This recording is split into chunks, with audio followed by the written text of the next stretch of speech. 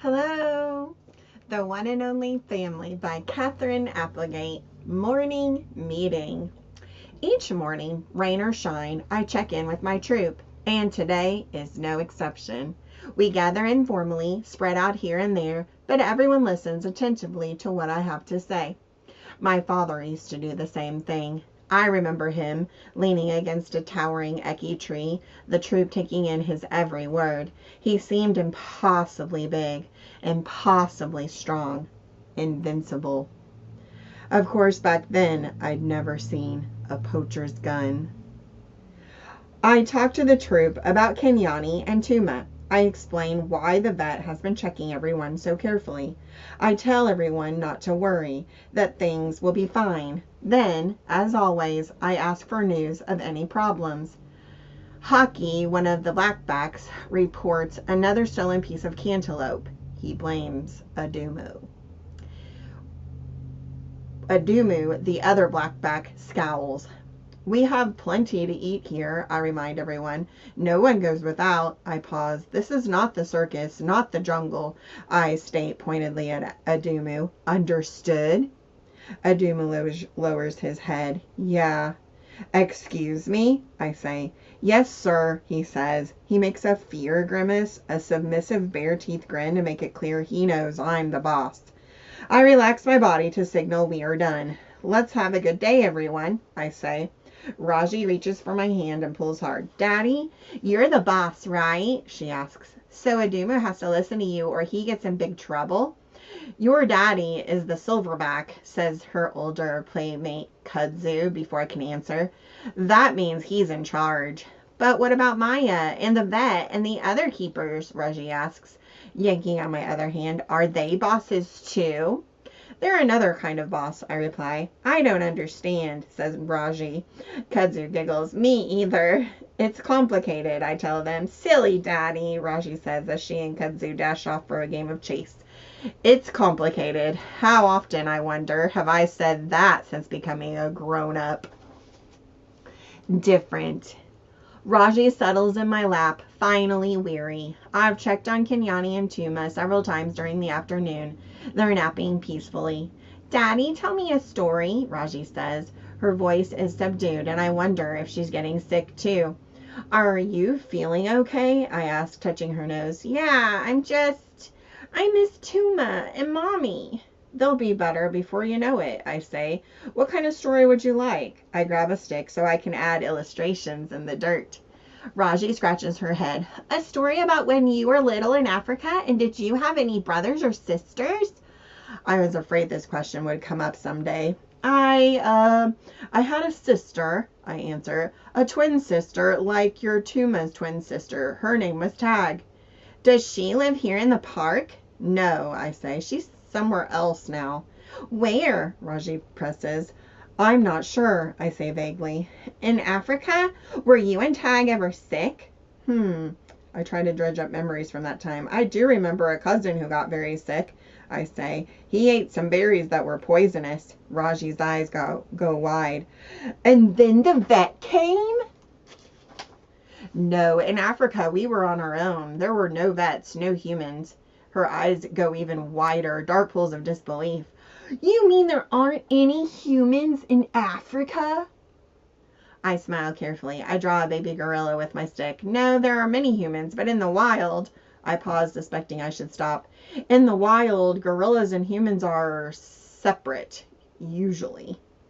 Your picture needs a smile, Rajie says. She adds a huge grin to my drawing. Nice work, I say.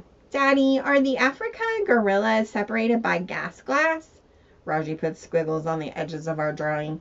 No, I say. It's different there. Different how? Different in a zillion ways, I say. Rajie considers this. When can I go see Africa?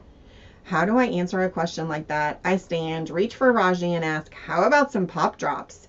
From the rocks? She asks. No way. From a branch, my friend.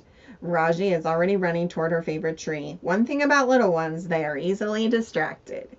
I'm relieved she didn't ask me what happened to the cousin who ate the poisonous berries. It didn't end well. A chat with friends. In the late afternoon, I hear Bob, Ruby, and Bitsy calling me from Canine Corner. I scan my domain. Rajie is with Jody and Kudzu. The rest of the troop is lazing in the sun. Things are calm. I can spare a few minutes, I decide. I need some time with my pals. As I get closer, I'm surprised to see Julia with Henry, Lucas, and Mr. Scott. It's been many months since the Scotts last visited the park. Today, Mr. Scott isn't carrying his heavy camera equipment. He and the kids are all wearing baseball caps with images of the twins on them. Julia waves and I grunt a hello. Haven't seen them in a while, I say to Bob. They're here for some big to-do, Bob says. I heard George and Sarah talking about it last night. Seems that movie they made about you and the family is going to be shown here pretty soon. I can't help but thrust out my chest a little. Wow, I say. Ruby trumpets her approval. You're a movie star, Uncle Ivan. A great big old star, Bitsy adds. Yep, you've made it to the big time, Big Daddy, Bob rolls his eyes. Don't let it go to your head, okay? Let me know if you want an autograph, I reply. Bob groans. I'll have my people call your people. Julie gives Bob a hug. No funny business, you, she warns Bob as she and the Scotts head off. Bob winks at me and delivers his standard line. I quickly brief my friends on all the latest developments with Kenyani and Tuma. Snickers had a bug a couple weeks ago, Bob says. Snickers, a poodle, is Bob's lady friend. She's good as new now. I'm sure Kenyani and Tuma will be fine in no time. I hope so, I say. I can't tell you how worried I've been. Remember the meerkats? Bob chides as if on cue. A video of them flashes on the park's giant movie screen. Just doing my job, I tell Bob. Sometimes I think he doesn't fully appreciate the weight of all my responsibilities. I like TJ, Ruby says. She's a nice vet. I don't, Bitsy cries. She's always poking at us. I'm not a big fan of that thermometer thing they seem to love, Bob scratches an ear, but I have to admit, vets can be pretty useful. I glance over my shoulder to check on my troop. Nothing new. How's Rajie doing without Tuma around? Bob asks. She was wondering about Africa again, I say. She wanted to know if I had any siblings. Did you tell her the truth? Bob asks. I told her I had a twin named Tag and that I didn't know where she was, I sigh. And then Rajie asked when she could go visit Africa. For a moment, Bob concentrates on chewing his tail, but I can tell from his eyes that he's carefully formulating a response. Somehow, I have the feeling I don't want to hear what he has to say. An argument with friends. Look, Bob says, I get the dogs and gorillas. We're different in many ways. To begin with, we don't chew our rears, I point out. Your rumps lack the extreme cool factor that comes with having a tail, Bob says. True, I concede. I love my tail. It's the cutest, Bitsy says. She tries but fails to grab it with her trunk. Thing is, Bob continues, dogs are domesticated. We're dependent on humans, whether we like it or not. Don't get me wrong. I survived on my own for a long time, just like my sister Boss did. But dogs have humans figured out. We bat our eyes and wag our tails, and they more or less do whatever we want. Yeah, well, I say, recalling my brief time living in a house with humans. Gorillas don't make good pets. Bob pauses just long enough to catch a fly mid-flight and eat it. He makes a sour face. For the record, I much prefer French fries to house flies. Bob, sometimes you have to redirect his attention, especially where food's concerned. What's your point?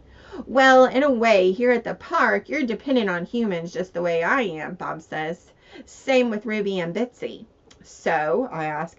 So maybe calm down on the worrying, Big Daddy, Bob says gently. You've got a lot of help here. Vets, food delivered to your door, all the amenities. I feel my body tensing. And you're saying that's a good thing? No, Ivan. Bob has a wistful, faraway look in his eyes. I'm not saying that at all. I'm just saying it is what it is, and it's not going to change. You don't know that, I say under my breath. I listen to my humans, Ivan, Bob says, his voice resigned. I know there aren't that many wild places left in the world. For a moment, we all sit in silence while Bob's words sink in. Children giggle, a fountain splashes, two crows argue in the treetops. So, what do I tell the twins, Bob? I ask at last. That they'll never see a real jungle? That this is all they can hope for? Maybe, Ruby starts to speak, then hesitates. Maybe just tell them you love them and you'll always be there for them, Uncle Ivan. What I've found with Rowdy, Bob begins, but I've had enough advice for one day. It's different. I am clenching my fist without thinking about it, and I don't like it when I do that. I need to be in control. When you're as big as I am, that's vital. Rowdy is your nephew, I tell Bob. It's not the same with aunts and uncles and teachers and friends. They can breeze in and be the fun ones, and then they can leave when things get complicated. Bob's ears go flat, his eyes narrowed. I would never leave Rowdy, ever. I know that, Bob. I just mean it's different when it's your own. I trail off. Bob jerks his head toward the elephant domain. Was it different when you promised Stella you'd look out for Ruby? Did you love Ruby any less because you weren't related? No, of course not. Well, me neither. I would do anything for Ruby or Rowdy or the twins. He shakes himself. You don't have to give birth to care for little ones. You just have to do your best to love them. Before I can answer, Bob leaps off the stone wall to the ground. Bob, I call, wait! I am waiting, Bob mutters. I can hear him, but I can't see him. I'm waiting for Julia to come back and take me home. I glance at Ruby and see real disappointment in her eyes. I don't know what to say, I whisper. Try. I'm sorry, Ruby urges. Bob, I call. I'm sorry. I really am. Silence. Bob, I say. I know you're there. Silence. Bob? I'm yelling now. I'm really sorry, buddy. Nothing. Bob, I cry. Bob? Nothing. Then, cut your yodeling, Bob gripes. We're good, Big Daddy. Finally, I can breathe again. You're sure? I ask. I'm sure, Bob says, and I hear the love in his voice. As long as you promise me I can have that autograph.